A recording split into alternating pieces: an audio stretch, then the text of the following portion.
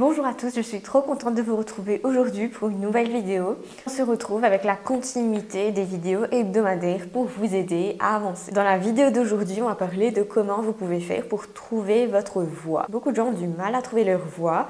Appelez ça comme vous voulez, on peut appeler ça la passion, sa vocation, sa destinée. Beaucoup de personnes passent même leur vie à chercher leur voie. Le terme d'épanouissement en lui-même a été défini plus précisément au XVIIIe siècle. Et c'est vrai que l'épanouissement est une problématique qui est de plus en plus prise au sérieux dans les entreprises et dans le travail au quotidien.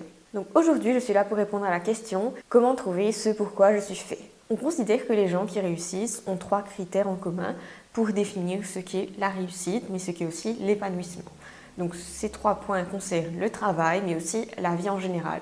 Le premier, c'est bien sûr le bonheur et le fait de profiter de la sensation que procure une activité. Le deuxième point, c'est l'argent.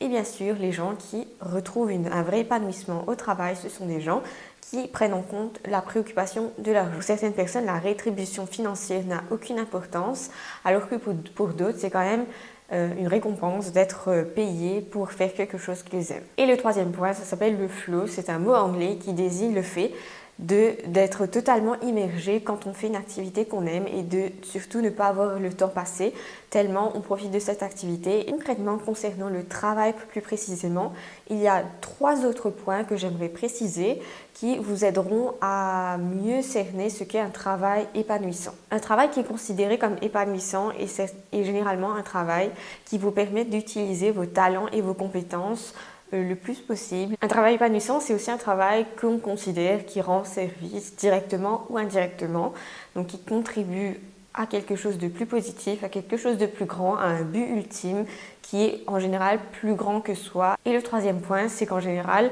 cette activité contribue effectivement d'une manière ou d'une autre à un domaine, à une activité, à quelqu'un, donc profite aux autres.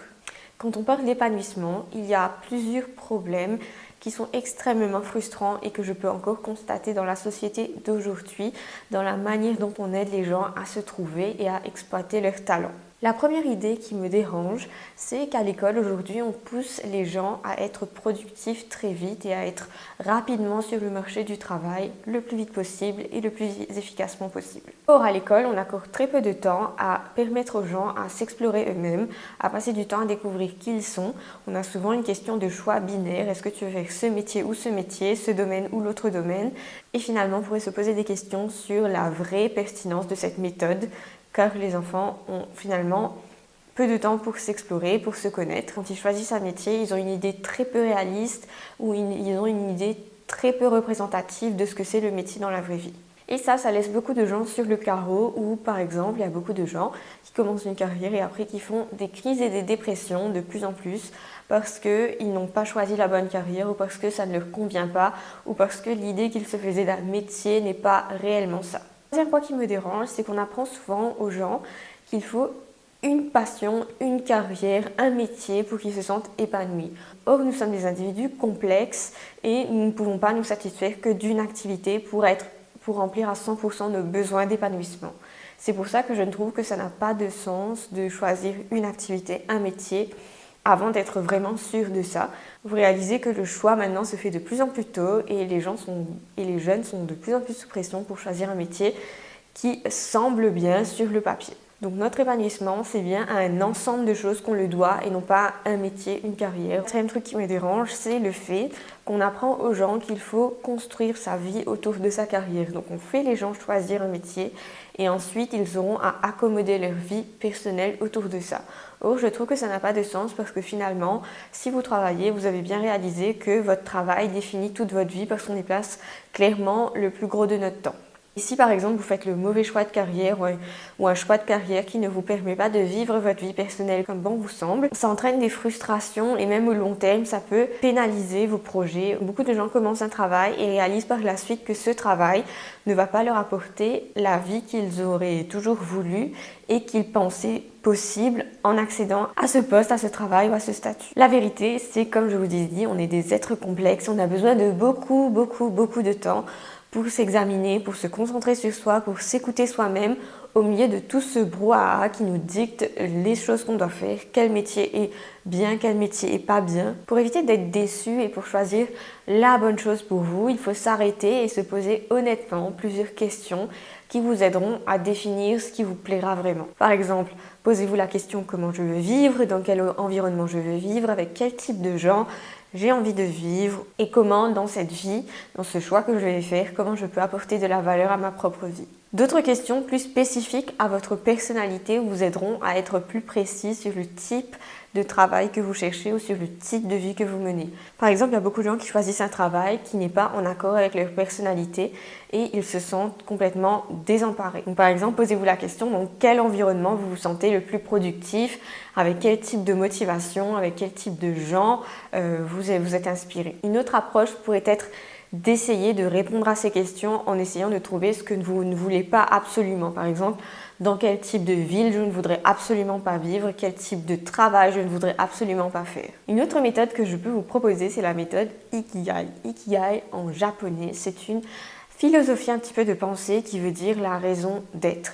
Et dans la tradition japonaise, la raison d'être existe pour chacun d'entre nous et il faut prendre du temps pour la trouver et pour s'écouter. Mais cela apporte beaucoup de satisfaction et d'épanouissement, c'est exactement ce qu'on cherche. La méthode Ikigai est basée sur le croisement de 4 axes. Et le premier axe, c'est ce que tu aimes faire. Donc toutes les activités qu'on aime faire, toutes les choses qu'on aime faire dans notre temps libre ou en général. Le deuxième cercle, bien sûr, c'est ce pourquoi on est doué. Donc on a tous des talents et il nous faut un certain temps avant de le trouver. Mais vous pouvez tout à fait lister l'ensemble de vos talents, ce pourquoi vous pensez être doué. Le troisième cercle, c'est ce dont le monde a besoin. Parce que bien sûr, tout travail doit répondre à un besoin. Et enfin, le quatrième axe, c'est ce pourquoi tu peux être payé. Donc ces 4 axes se recoupent et entre chaque axe, vous avez certaines choses qui peuvent être limitantes. Par exemple, entre l'axe de ce qu'on aime faire et de ce qu'on peut être bon à faire, on a la passion. Mais le problème, c'est que si on suit que cet axe-là, on peut être satisfait, mais on peut se sentir inutile. Prenons les 2 axes suivants, c'est-à-dire ce pourquoi on est bon et ce pourquoi on peut être payé. Entre les deux, vous avez ce qu'on peut appeler la profession ou le métier. Bien sûr, vous allez vous sentir confortable dans cet axe, mais vous allez vite vous sentir vide parce que cela répond à un besoin simplement de trouver du travail et du confort financier. Prochain axe, c'est ce pourquoi on peut être payé et ce dont le monde a besoin. Et là, vous avez trouvé votre vocation. Mais si vous restez uniquement dans ce regroupement, vous allez être excité et stimulé, mais vous allez toujours vous sentir dans le doute.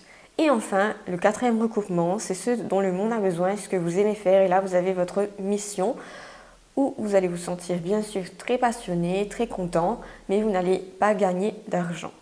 Donc vous voyez bien que c'est une méthode simple à la fois, mais complexe parce que ça demande beaucoup d'introspection. Mais répondre à ces questions peut vous aider sur le long terme à trouver ce pourquoi vous êtes fait. Donc vous l'avez bien compris, le but ce n'est pas de se retrouver au recoupement de 2 ronds, mais de se retrouver bien au centre où là vous avez trouvé votre Ikigai ou votre raison d'être. Ceci étant dit, je vous ai mis une fiche en lien de cette vidéo, oui, parce qu'il y a le retour des fiches où vous pouvez remplir votre Ikigai et remplir vos motivations, ce qui vous passionne, etc. pour que vous aussi vous puissiez trouver votre raison d'être. Sur ce, cette vidéo est finie. Comme d'hab, merci de l'avoir regardée. On se retrouve la semaine prochaine pour une autre vidéo. N'hésitez pas à me dire en commentaire si vous avez trouvé cette vidéo intéressante. J'attends vos commentaires avec impatience. Je vous dis à très vite et prenez soin de vous.